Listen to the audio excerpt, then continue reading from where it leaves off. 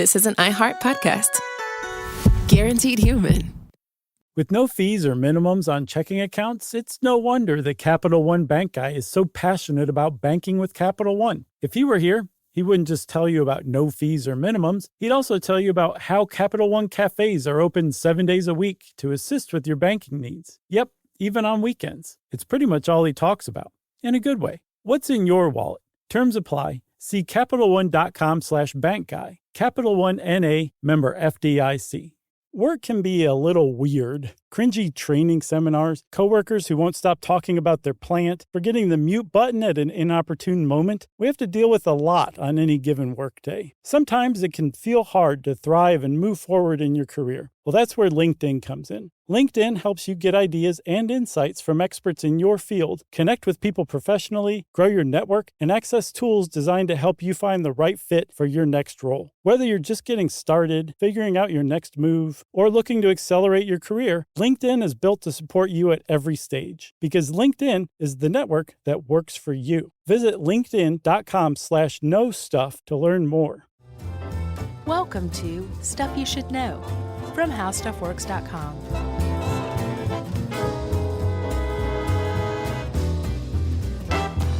Hey, and welcome to the podcast. I'm Josh Clark, and there's Charles W. Chuck Bryant, and there's Jerry Rowland over there. And it's the McDonald Triad. Stuff you should know. The McDonald Triad? What's that? Really? Wow, you are spacey today. We literally talked about it 10 minutes ago. Oh, that. Yeah. Oh, sorry. You know, bedwetting, fire starting, harming animals. Yeah, I was thinking of... I call fire starting.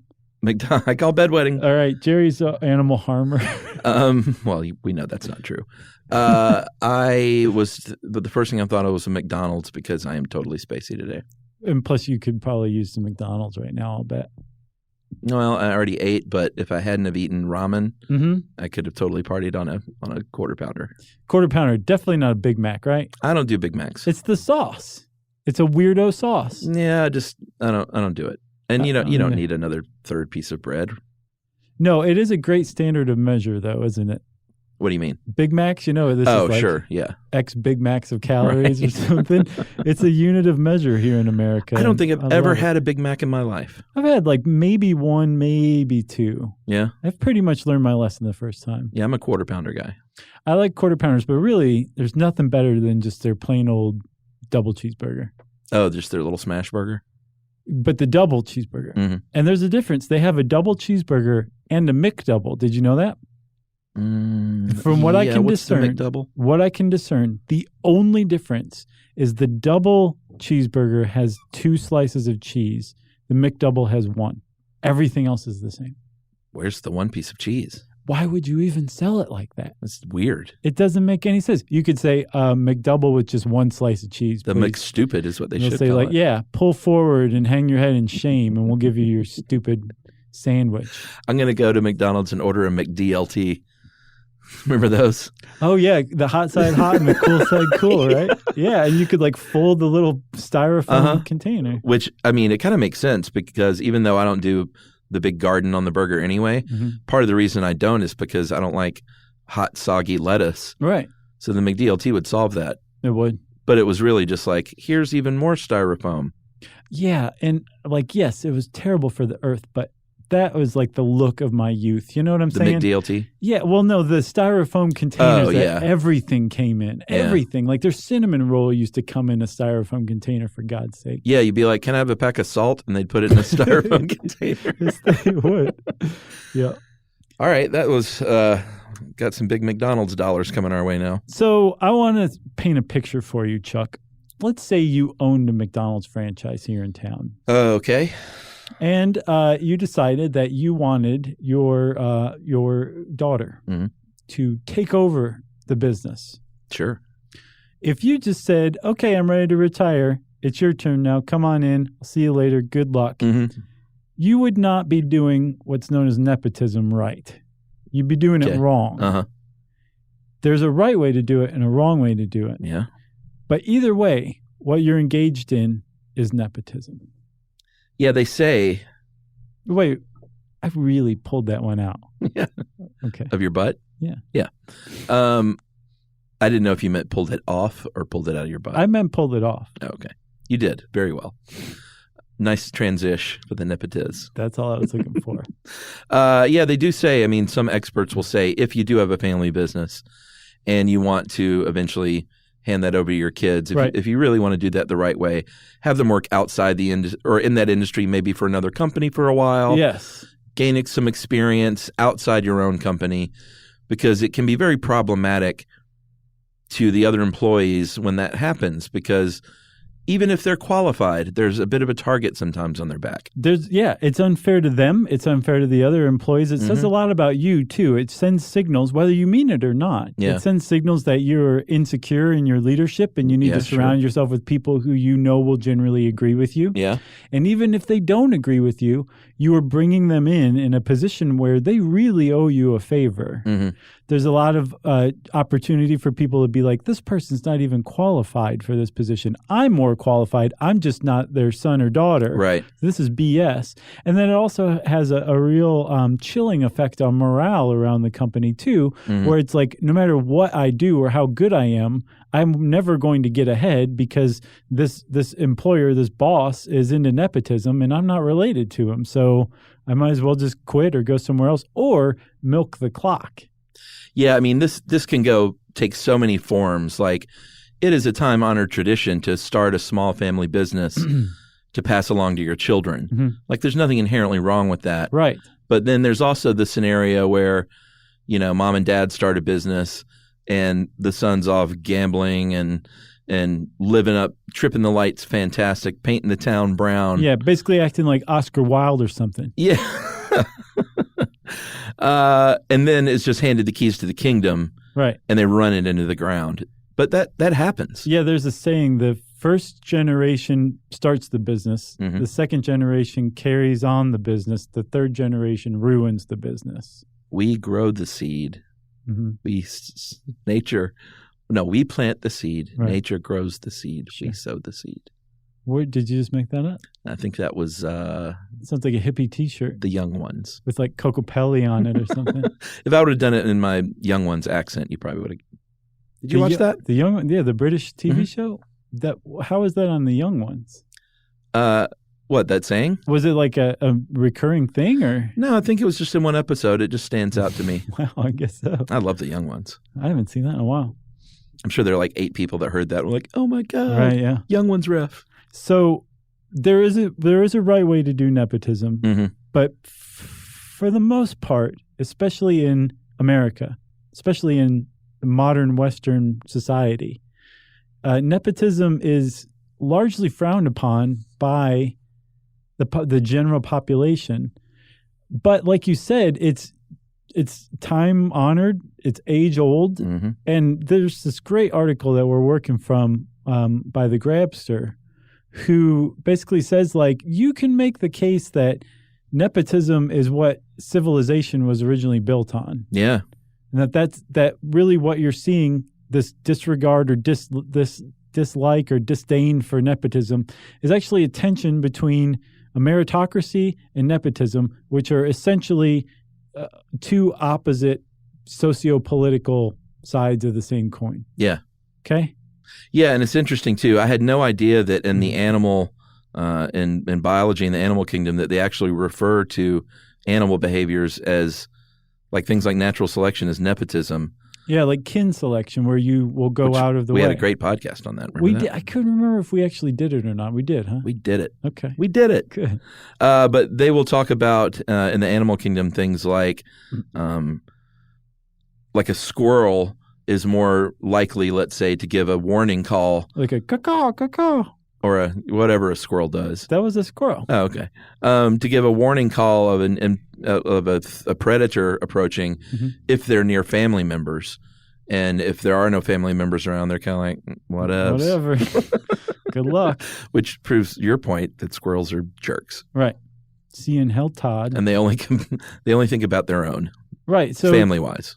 But that is what, if you're a wildlife biologist, you would call that nepotism. Yeah. Okay. So there's actually an equation for it. Yeah. Take it away. Okay. Because I looked at that You're talking about the Hamilton rule? Yes. But I got, my eyes kind of glazed over. It's tough. Hopefully we won't go down a false positives rabbit hole like we did in that episode. Yeah. But there's this guy, Mr. Hamilton, Dr. Hamilton to us. There's a million things he hasn't done. And his name was William D. Hamilton. This is from the 60s. This struck me as it would have been old, but whatever. He's a technocrat biologist. And he basically said there is a formula for calculating why an animal would do something that seems altruistic. And it has to do with nepotism or kin selection. And this equation is R times B is greater than C. Done. Okay. We want to just stop there? Did we talk about this in kin selection? We had to have, right? I don't think so, man. It does not seem... How did we miss it? I think we talked about it without ever saying the name of it and the formula itself.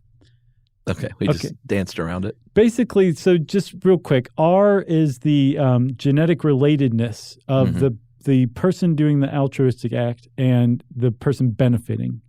B is the benefit of it. And then that has to be, multiply those two things, and it has to be greater than C, which is the cost. So the little worker bees and the worker ants that know, hey, I'm never going to rise to the top here. Right. But I'm going to bust my butt for the queen because everyone else will benefit from it. So for each worker bee, the cost would be 1. They're going to die. They're not going to be able to reproduce and pass on genes. But they're related to the queen, say, by sharing 50% of their genes. Right. And the queen is going to go on and make 10,000 new bees. So you've got 10,000 times 0.5 is the left hand of the equation, and that is way, way greater than cost, which is 1. Right. So therefore, Hamilton's rule would apply in that circumstance. It seems dumb to me. I think that there's way more going on in life than that. Yeah. I don't think you can boil animal behavior down to a formula, especially such a simple formula. I mean, sigma doesn't even appear in this formula. It's that simple, right? Yeah. We can read this formula. It's that simple. Yeah, I almost got it. It's that simple. So I think it's reductive, I think is what I'm trying to say, which is a word I just picked up recently. You've been throwing it around a lot. I've heard it before, but it's really kind of made sense to me lately. So I think that it's a reductive formula, and I dismay the use of it. All right. This I found super interesting is the origins of the word itself. Sometimes word origins are kind of cool like this. Well, you're big time into it, aren't you? Yeah, when it, sometimes it'll light my fire. You know what I'm saying? Like the McDonald triad. But it has the Latin root nepos, Nepos, which means nephew. And this came about because of Catholic priests who, as everyone knows, aren't supposed to make sex. So they don't? Not always. Oh, okay. Sometimes they do, and sometimes they have children. And in order to promote their sons, without having to say, this is my son. Exactly. They would call them their nephew.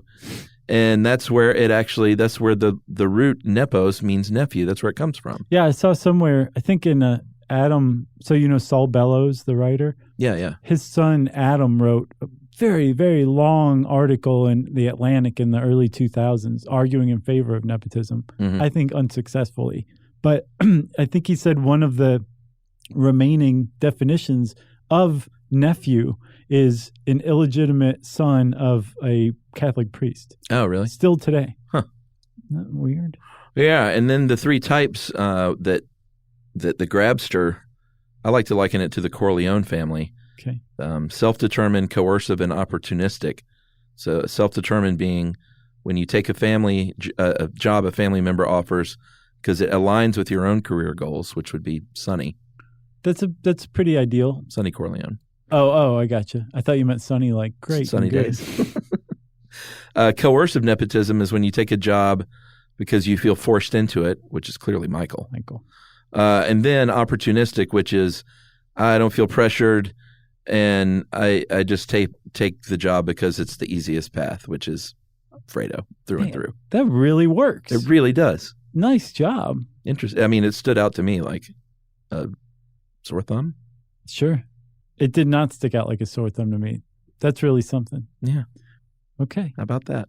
You want to take a break? Yeah, and I might just leave. Okay. Drop your mic. All right. See ya.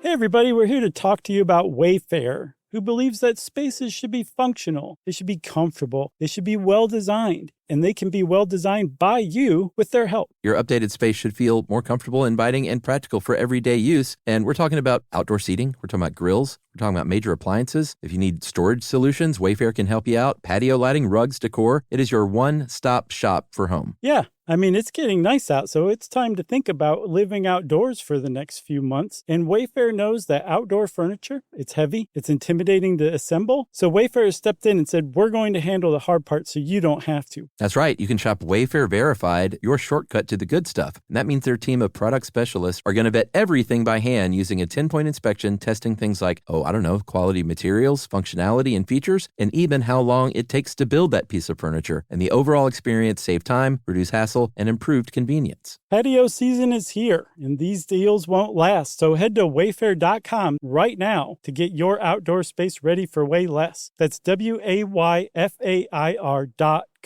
Wayfair, every style, every home. Hey everybody, I want to talk to you a little bit about Tide Evo because it represents over 10 years of innovation and product development. Tide Evo is a first-of-its-kind technology where tens of thousands of minuscule fibers are spun together to form a 6 times powerful layer packed with scrubbers, brighteners, pre-treaters, and fresheners. And that's going to deliver a breakthrough clean that's so powerful it feels like magic. Yeah, it is kind of like magic. Tide Evo is revolutionary. A 100% concentrated, waterless laundry tile that's made of compressed microfiber soap layers rather than liquid or powder. And it's not like pods or sheets because it uses 6 layers of detergent fibers to deliver superior cold water cleaning without plastic packaging of any kind. And it provides a mess-free, lightweight solution that dissolves lickety-split. So whenever you run into a laundry challenge, turn to Tide Evo. It's revolutionary. It's magic. Try new Tide Evo. Real laundry magic.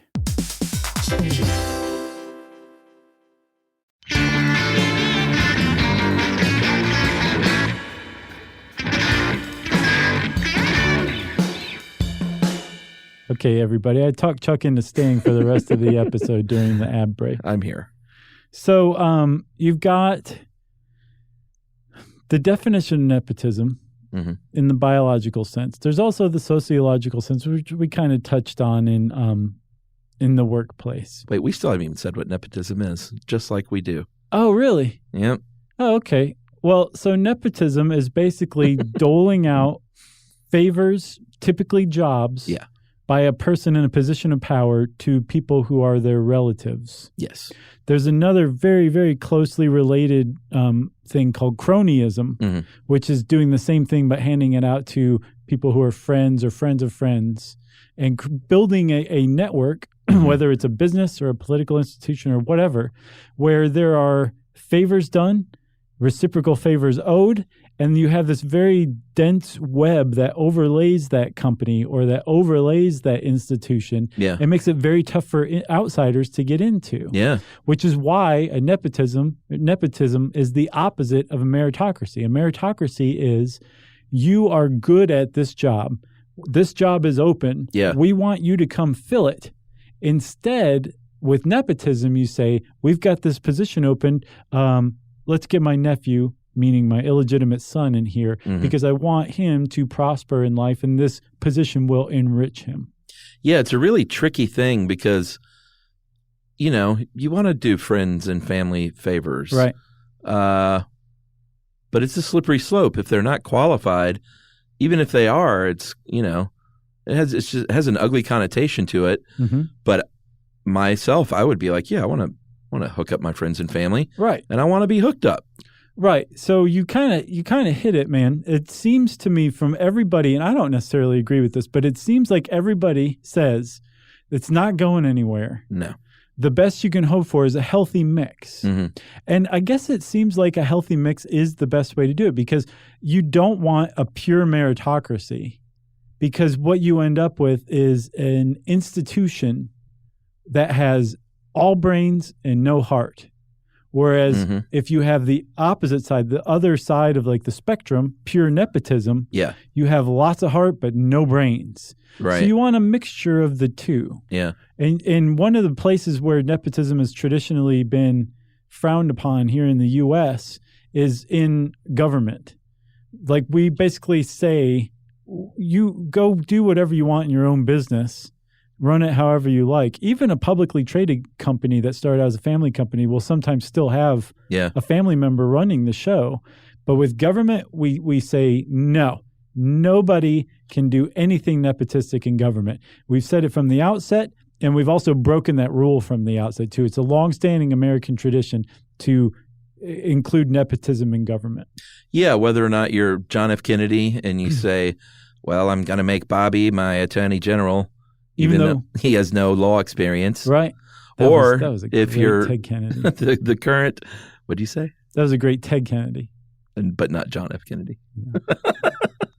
Or if, the current president giving his daughter and son-in-law positions on his White House staff, which I thought this was interesting. The law, as far as doing that, after John F. Kennedy appointed his brother as U.S. Attorney General, there was a law passed, federal law, saying you cannot appoint a family member to an important position. Yeah. But in 2017, the DOJ said a president can appoint a family member to their own personal White House staff. Right.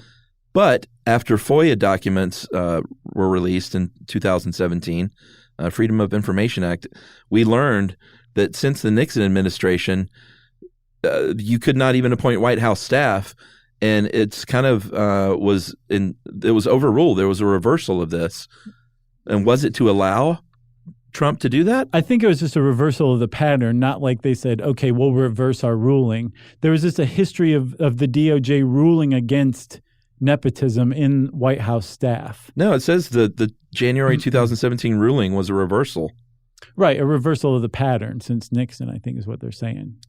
Oh, it says a reversal of the policy, so I thought they literally changed the rule. So what I saw is that the ruling against it is actually counter to the tradition of the president's picking his advisors without any input or oversight from Congress. Gotcha. Like the government, the president's advisors are supposed to be the president's own picks, and whether it's family or not, TS, that's the president's own picks. That apparently is the way that it's always been. But then since Nixon, they started shooting down that idea.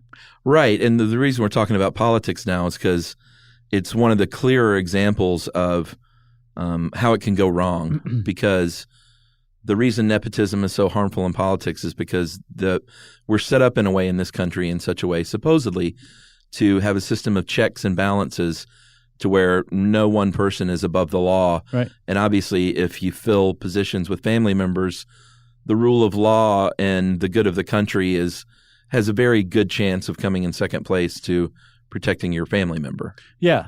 So one of the explanations I saw was that the reason nepotism is bad for democracy is when you have people working in a democracy, in the actual government of the democracy, those people are supposed to be defenders of that democracy and loyal to the democracy, yes, not loyal to the person in power. Right. Nepotism inverts that to where the people who are running the show are loyal to the person in power, not the institution. Yeah.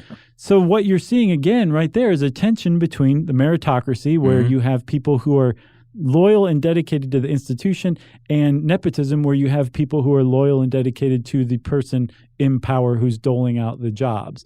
And the reason that's bad for democracy is the people who owe their job to that person in a very direct manner may look the other way on wrongdoing. Yeah. They may also not be qualified for the job, so they may not even be aware that there's stuff that they're supposed to be loyal to that they're not being loyal to, like in the institution. There's a lot of pitfalls and pratfalls to nepotism as a general rule of thumb in a presidency. Yeah, and I know I brought it up before, but it still makes me laugh every time I think of Jared Kushner taking his first tour of the White House after the election when he was meeting all the people. And he said, Everyone's so nice. How many of these people are staying on? Right. They're like, nobody. They worked for President Obama. Right. That's not how this works. And I get. Oh. Is he like a Democrat, or was he a Democrat originally? I don't know. I saw back in like an article from 2015 or 16, and he said he was asked if he would be voting for Hillary or for Trump. And he said family first. And they said, well, there's pretty good reason why he was given this position of power. He's very loyal to family. Sure. Apparently, when his dad was in jail for tax fraud, he went and visited him every week. And if you are a candidate for nepotism, you like loyalty to family is basically that's your qualification. Yeah. If you're running a massive 350 million population democracy, what you want are people who are qualified to do the position that they're in. Loyalty to family has nothing to do with that kind of thing. And that's why some people say you need nepotism, because loyalty to family is still important. Right. You want to take another break? I think we should.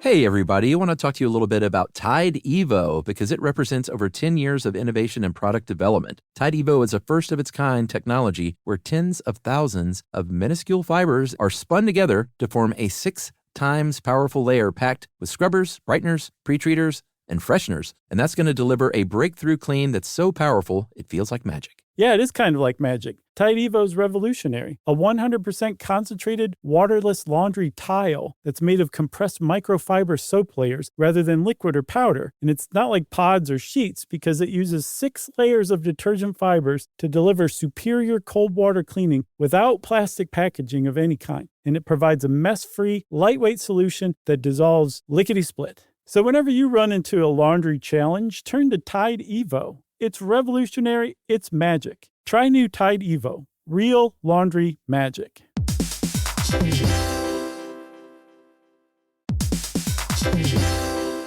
Hey, everybody. When you're at work, you never know when you're going to get interrupted, like when an office fire drill happens right in the middle of your presentation, or maybe construction is going on just outside your window. But with the Dell Pro laptop powered by Intel Core Ultra with vPro, no matter how many interruptions you have, your laptop won't be one of them. Yeah, with a battery that's optimized for the way you work and built-in intelligence that quiets distractions the moment you're trying to focus, your tech won't slow you down, even when you're getting bounced from an office you forgot to reserve. The Dell Pro, built for those who stay in the flow. Find technology built the way you work at Dell.com/Dell-Pro.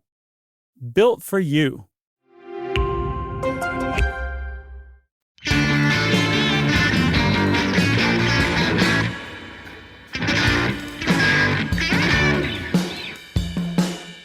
So, Chuck, I said before the break that like family, loyalty to family, that's the heart of nepotism or the basis of nepotism, right? Mm-hmm.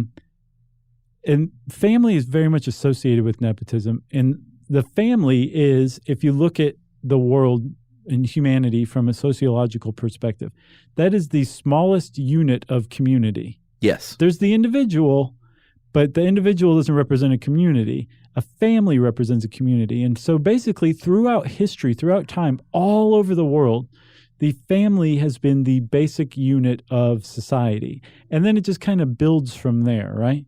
Yeah, you got your family, and then many families forms your tribe. Mm-hmm. Your tribe forms your community, and then outward until you have, cities, counties, states, nations. Right, and it just gets more sophisticated from there. But you can reduce all of it, which is very reductive, back to the family, the basic unit. And I think that's one reason why cults are so unpalatable for so many people who aren't in cults, because one of the main characteristics of cults is that they break apart families. The family unit does not exist in the cult. The cult itself is one big family, so that these natural family units have been broken into their constituent pieces and reformed into part of this larger whole, which I think strikes some people as highly unnatural in like a really visceral way. Are you watching or have you watched Wild Country yet? Is it good? Oh, God. Is it good? It's bananas. I got to see it. I mean, bananas. Is it straight up documentary? Straight up documentary. Oh, man. And I had never heard of this stuff. We're talking about Wild Wild Country on Netflix, the 6-part documentary series. But I won't get into it. Okay. But it's I had never heard of it, and it was such a big thing. I wondered how I never heard of it, because it wasn't like the Source family and Father God. Right. I mean, it was 500,000 people around the world. Yeah. It's bananas. That is bananas. I got to check it out. God, it's so good. I've been watching Black Mirror lately, and I haven't seen the new season yet. I've never seen it before in my life until like 2 days ago, and I'm like, where have you been, Black Mirror? Yeah, it'll put you in a dark frame of mind, though. I'm usually there anyway.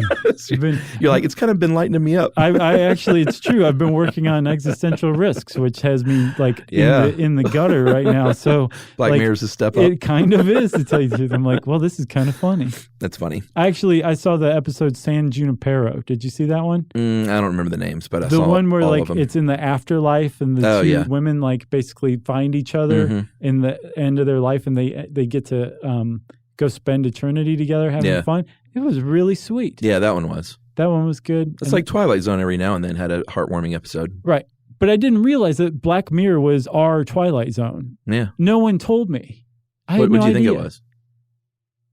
I don't know what I thought it was, but I didn't get it in that sense. Yeah. And once I did, I'm like, give me all of this that you got. I want it all. It's pretty cool. All at once. So, Confucius says, and this one I didn't fully get. I think Ed's talking about the tensions throughout history between family loyalty and loyalty to the state, and how that played out in China, because Confucianism talks a lot about family loyalty, but then communist China, like Confucianism says nepotism can be a good thing, right? Right. But in communist China, that was all about meritocracy. Is that correct? Right. But then the meritocracy got so powerful that people had a tremendous amount of unchecked power, and they ended up just resorting to nepotism. Okay, that sort of makes sense now. So I think what Ed was saying, I had trouble with that too. It took me a few times.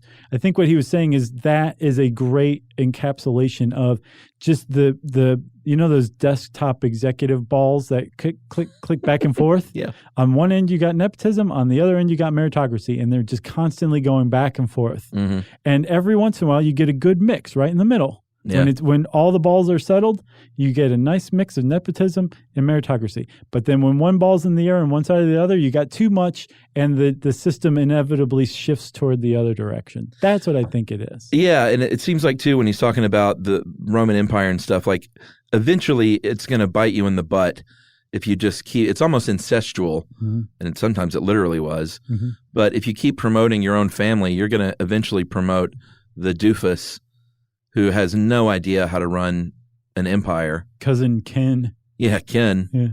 Ken's in there destroying the Roman Empire from within because he's a moron. Right. So if you get enough Cousin Kens throughout your empire, the empire collapses because you need people who know what they're doing. And I think that's one reason why so many people are just totally up in arms about the idea of Jared Kushner having such a first-rate job in the White House. Is they're like, oh God, the whole 250-year-old experiment's about to collapse because of this guy. That's probably not going to happen. Right. But these people recognize that the system is fragile. It's not made of steel. Yeah. And if you do that enough times, if that becomes the system, then the system does collapse. It's probably not going to collapse just on that first person, but it can, given enough time and if it spreads out enough. And I think that's what people are really upset and scared about. Yeah, and you know who thinks the whole idea that nepotism is a bad thing is hysterical? The monarchy. Right. Like, what are you talking about? Yeah. That's what it's all about. Yeah. We have a whole system, very detailed system as to who is assigned the throne and the lineage. Right. So, get out of my face with that stuff. Yeah, there was a system of primogeniture, which is the firstborn son was the one who inherited everything. Mm-hmm. You had entitlements, like the title of the father passed down to the son as well as part of the estate. Yeah. Estates were passed down intact. They went from the father to the son. The state didn't have anything to say about, give me some of that. Yeah. And if you listen to our trickle-down economics episode, you know that Joshonomics frowns on that kind of thing. That's right. And one of the main points of the founding of America was to get away from that. Yeah. To break up, like in the colonies, there like some of those landed estates in Great Britain had made their way over to America. Mm-hmm. And one of the reasons why there is such a thing as a death tax and the idea that your estate could be taxed and that there was no such thing as titles anymore, it was to get away from nepotism that was so rampant and that the UK had been built on. Yeah, I mean, Thomas Jefferson, he was one of the main dudes who kind of pushed for that, right? Yeah. Saying, let's break up these huge land estates that are just passed. And that's kind of one of the problems with nepotism is it just sort of feeds that thing that creates the 1%. Right. Which is anyone of any minority population, good luck. Like you don't have a shot because you don't have the relatives in those positions to help you out. Yeah. You're never going to get ahead. I read this really, really great article from the Boston Review called "The Dream Hoarders," and it was saying like everybody targets the top 1% as the people who are like hoarding the American dream. Yeah. Actually, it's the top 20% that do it, and they do it through things like nepotism and cronyism. Like, right. Hey, my kid needs an internship. Can you hook him up for the summer? And then some kid whose dad isn't friends with the guy who runs the company doesn't get that, and so you perpetuate this. The top 20% get to kind of get to keep going and become this elite group. Yeah. And what Adam Bellows was saying, I think in this case quite rightly, is that no matter whether it's a nepotistic one or a meritocratic one, you have an elite that forms. Yes. And that's like this crust that forms on whatever institution you have, and one breaks up the other. Nepotism breaks it up, which I think is what's going on with the Trump White House right now. It's breaking up the meritocratic elite. Yeah. And then eventually the meritocratic elite will be like, enough of this nepotism, we need to get that back. But you have an elite that forms, and that's when the other side pushes in and breaks it up.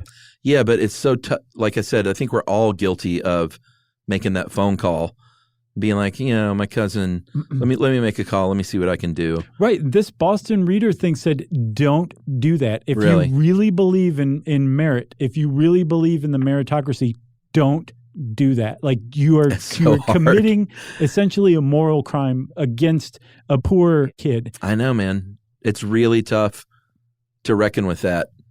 As it's really tough to reckon with that because like my nieces and nephews, I would do anything to try and help them out. Right. And they would earn it because they are great and smart.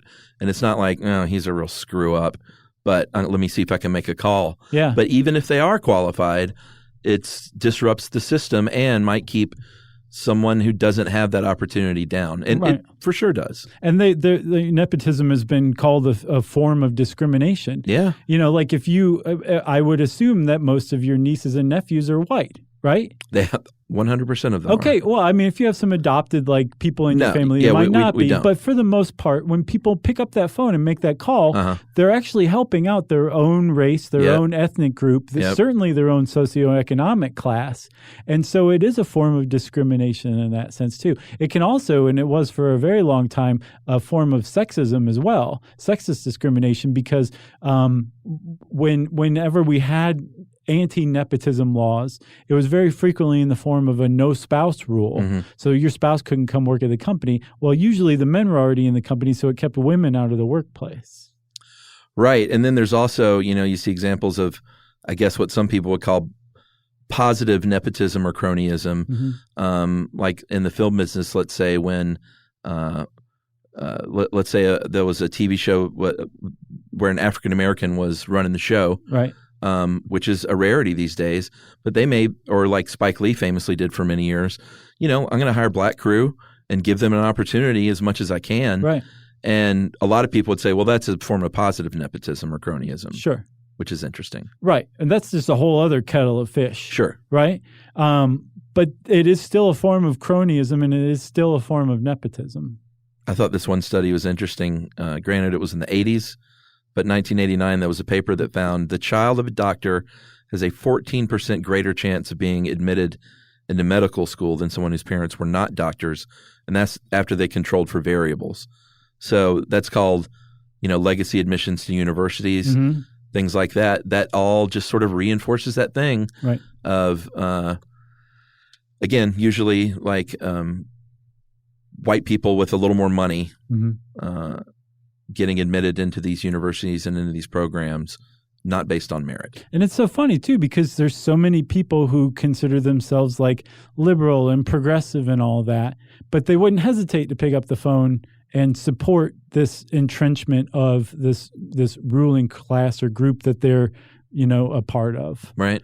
And it's tough, like that tension you felt over that, over the guilt of doing that and the guilt of not doing that. Mm-hmm. That is the tension between meritocracy and nepotism right there in your heart. Yeah, like I can't imagine my niece, if I had an end to a company or whatever that she was interested in, saying like, I'm sorry, I believe in meritocracy. I'm not gonna help you out. You could, though. Such a hard life lesson. Yeah. You could, but yes, she'd be like, I hate my uncle's guts. You ruined my life, Uncle Chuck. I thought this was interesting, too, is when it comes to businesses, there was a study that found that companies who promote CEOs based on family ties perform 14% worse in the ensuing years, which is really interesting. Yeah, but I think that probably entails a lot of those worst case examples of nepotism where it's like, you're my son, you're a total screw up, and all you want to do is get all Oscar Wilde with it, right? But you're going to be CEO now. Whereas if it were like a business owner who said, you're going to be CEO one day, go to school, learn this, go work for one of our competitors, learn their thing, and then you can come around and you got to work in this department, that department, this department, that department. And then eventually, once you've gained the respect of everybody in the company and all of our customers, then you'll be ready to take over. That would probably lead to a good outcome for your company. Well, and Ed also points out that a lot of times the good outcomes come when your company is very idiosyncratic. Mm-hmm. If it's very specific knowledge that you need to run this company. Like if you're a bank that only does business with goats, that's idiosyncratic. Yeah, if you're a goat bank, for sure. Then you might benefit as a company by handing the reins over to your son or daughter who dealt a lot with goat banking. Goat banking. Sure. Yeah. You tried to find an idiosyncratic business. You can't find it. Well, I don't know. I think I was thinking like cobbler, but sure. Goat banking? Yeah, I guess cobbler would have worked too. You got anything else? I don't think there is anything else. I think we kind of covered it mostly. Nepotism. If you want to learn more about it, you can type that word in the search bar at How Stuff Works, and it'll bring up this great article by the Grabster. And since I said Grabster, it's time for listener mail. I'm going to call this one answer about paramedics, private paramedics. Okay. And boy, a couple of things here. We really heard from a lot of paramedics. Mm-hmm. So I think a lot of those folks are listening out there while they're driving around. Yeah. What else are you going to do? Well, yeah. Nothing. And we really heard from you, Utah. We put a call out to Utah. Yeah, man. About a show. We heard more from people from Utah than we did paramedics even. And there were a lot of paramedics in Utah. Yeah. That are listening. The trifecta. So Salt Lake City, we're going to work it out for this year sometime. Yeah. It's on the map. It's on the list. And because of proximity, Phoenix. We're going to try and work it out for you because it's a hop, skip, and a jump. Yeah. Plane-wise from Salt Lake City. Yes. So you guys win by proxy. That's right. So we're hoping to do those two cities later in the year. So stay tuned for that and quit emailing us.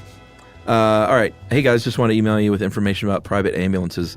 My girlfriend and I have almost 20 years of experience in EMS, and she's currently attending paramedic school.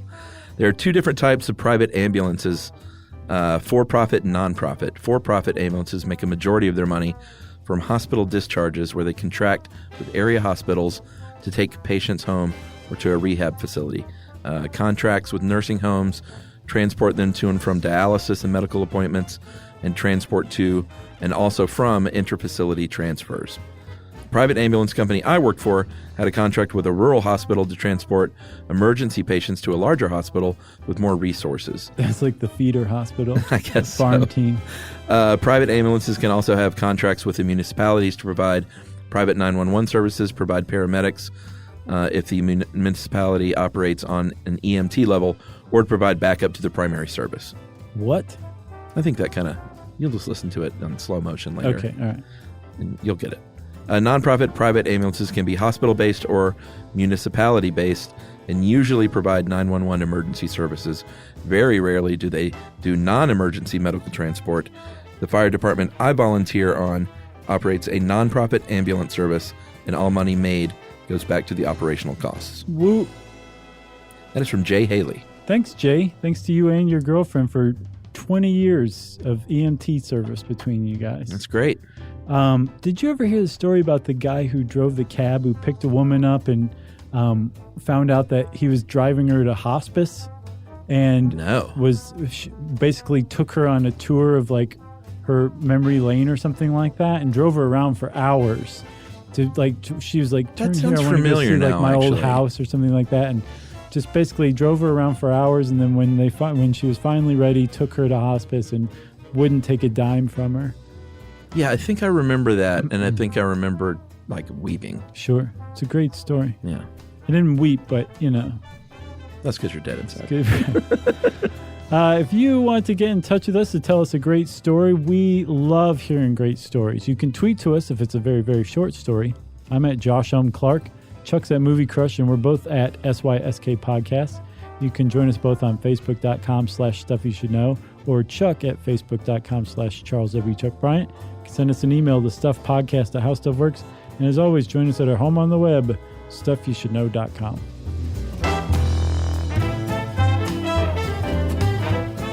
For more on this and thousands of other topics, visit HowStuffWorks.com.